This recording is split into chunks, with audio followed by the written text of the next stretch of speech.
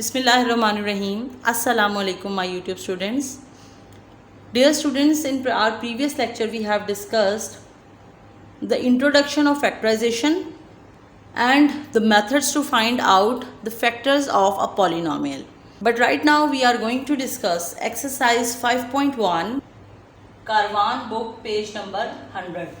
But before going towards the exercise 5.1, let's take a quick review of factorization. We have discussed that if a polynomial p of x can be written as g of x into h of x, then each of the polynomial g of x and h of x is called the factor of this polynomial p of x. For example, if I am having x square plus 5x, x is taking common, so it will be x plus 5.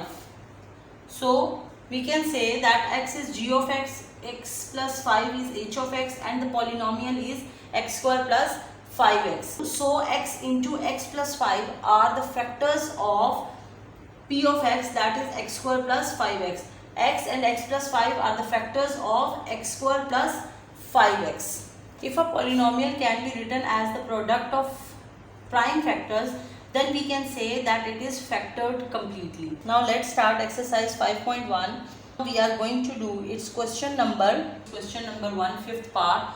That is, here you can see when this is the polynomial, this is called the first term, this is the second term, and this is the third term. Here same in this case, we are having this one first term, this is the second term. From the first term you can see that x minus 3y is there, as well as x minus 3y is there.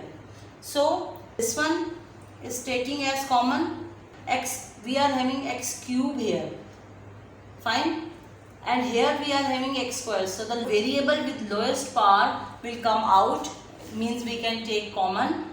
Here we are having the variable power 1 and here variable power is 2. So the lowest is y raised to the power 1, the lowest power variable can be taken as common.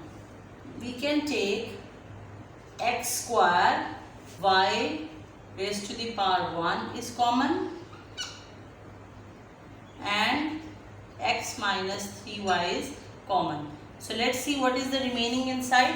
3, x square is common, the remaining will be x, y1 is common, nothing is there, minus, let's move to the next term, 7 will be there, x square is out, so nothing will be there, y square, y1 is out, so remaining will be y over there, and here x minus 3y is also common, so the remaining will be 3x minus 7y. So these all are the factors of this polynomial. So remaining all questions are same like that are quite easy. If you still are having some problem, you can write down into the comment box or mail me on my email address. So we will sort it out, inshallah. Question number 2, fourth part we are doing. The remaining first, second and third are same. Fourth one is a bit tricky. So in that one we have to rearrange something. So let's start it. So here you can see that nothing is common in between two terms. This is the first term and this is the second term. Nothing is common, so we have to apply distributive law and then rearrange. X square z minus y square z. I am going to combine this first and last term. So that's the arrangement. So let's take common. It will be xz and the remaining will be x minus z over there. So here I am taking y square as common. So it will be x minus z inside. If there is an expression that is common in between these both two terms, like x minus z is also here, x minus z also here. So it means that your procedure is right. If any algebraic expression is not common in between two terms, so it means that you have done something wrong, so you have to recheck it. That let's take x minus z out, so remaining will be x into z plus y square. So these both two are the factors of this polynomial. Before going towards question number 3, let's go to the prior knowledge. We have discussed these three algebraic identities. So these are a plus b whole square is equal to a square plus b square plus 2ab, a minus b whole square is equal to a square plus b square minus 2ab, and a square minus b square is equal to a plus b into a minus b. If we are having this expression a square plus b square plus 2ab in open form, so we have to enclose it into this. Same like in this one, it is opened, it is the open form of this formula, so we can close it like this. And this one, if we are having a square minus b square, so we can write it down a plus b into a minus b. Here we have, can I write it down as a by b whole square? As I know that in the law of exponent, as if the bases are different and the power is same, so I can combine them up. So I can write it down like this. 2 formulae ka, and this one I have left as blank, so I will fill it afterwards.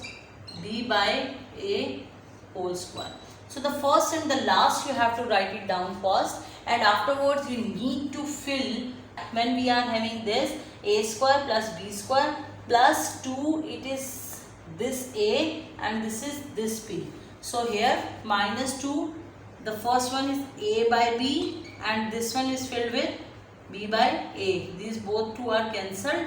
So it means that these both two are exactly same, and we have applied the formula over there. Square minus 2ab plus b square. A by b minus b by a whole square. Now let's discuss question number 3, its third part, that is x plus y whole square minus 14z into x plus y plus 49z square. So I can write it down like this. This is x plus y whole square, already in whole square, minus formulas 2 and leave this space as blank, and it will be 7z whole square. Fine. So I am placing this one as x plus y and this one as 7z. This is a square minus 2ab plus b square. So that is equal to a square minus 2ab plus b square is equal to a minus b whole square. So it will be a, in the place of a there is x plus y. In the place of b there is 7z. So a minus b. So it will be a minus b whole square. Now question number 3, its fourth part. This is the question number 3, fourth part. I have told you in my previous lecture that when something is common from the whole expression, so you can take it out as common. Here you can see that 3 is common. So it will be 4x square minus 12z plus 9. Apply the identity over there. 2x square minus formulas 2 and leaving that space as empty plus 3 square. 2x and here it will be 3. So it will be 2x a minus b. 2x minus 3 whole square. I hope you have understood exercise 5.1 question number 1 to question number 3, and the remaining part you can easily solve by yourself. If still you are having some problem, you can write down in the comment box. In our next lecture we will discuss question number 4 and question number 5 of exercise 5.1. So keep watching my videos for the latest content. Stay blessed and keep smiling. Allah Hafiz.